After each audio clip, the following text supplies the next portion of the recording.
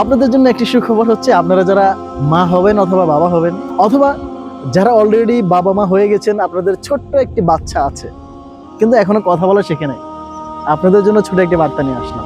সেটি হচ্ছে, এই সন্তান যদি যখন কথা বলা শিখবে, তার মুখের প্রথম শব্দটি যদি আল্লাহ সুবহানাহু ওয়া তাআলার নামটা থাকে, অর্থাৎ আপনি যদি তাকে সেইভাবে তৈরি করতে পারেন, তাহলে আপনার অন্তরের প্রশান্তি, আপনার আশপাশের সবার প্রশান্তিটা কেমন হতে পারে একটু ভাবুন, একটু চিন্তা করুন।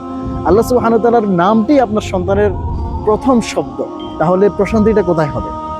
তাছাড়া আরেকটি বিষয় কল্পনা করুন, সেটি হচ্ছে আপনার সন্তানের মুখে যদি আল্লাহ সুবহানাহু ওয়া তাআলার নাম যদি প্রথম শব্দই হয়, তাহলে বুঝবেন এটি আপনার সন্তানের আত্মার প্রথম দিক নির্দেশনা। কারণ রাসূল সাল্লাল্লাহু আলাইহি ওয়াসাল্লাম বলছেন যে প্রতিটি শিশু জন্ম নেয় আল্লাহ সুবহানাহু ওয়া তাআলাকে চেনার ক্ষমতা নিয়ে, মানে তার ফিতরতের উপরে তিনি জন্ম নেয়।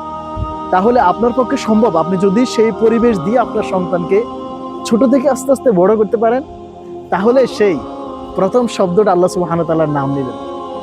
আর যদি আপনি তাকে গান বাজনার একটা পরিবেশ দিয়ে বড় করেন, অনর্থক কথাবার্তার একটা পরিবেশ দিয়ে বড় করেন, মোবাইলে নানান ধরনের খেলনা দিয়ে বা খেলা দিয়ে কার্টুন দেখিয়ে যদি তাকে বড় করেন, তাহলে আল্লাহ সুবহানাহু ওয়া তাআলার নাম, আল্লাহ সুবহানাহু ওয়া তাআলার ভালোবাসা আপনার সন্তানের অন্তরে কোথায় জায়গা পাবে?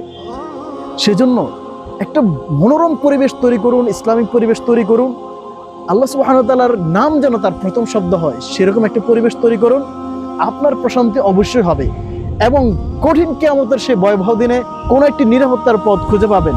যদি দুনিয়া থেকে আপনি আপনার সন্তানের আগে যদি কবরে চলে যান, সে মন খুলে প্রাণ খুলে আপনার জন্য দোয়া করবে আল্লাহ সুবহানাহু ওয়া তাআলার কাছে, আল্লাহ যেন আপনাকে শান্তিতে রাখেন, আল্লাহ যেন আপনাকে জান্নাতে রাখেন, আল্লাহ যেন আপনাকে প্রশান্তিতে রাখেন, শান্তিময় রাখেন। এই দোয়াটি আপনার সন্তান করবে।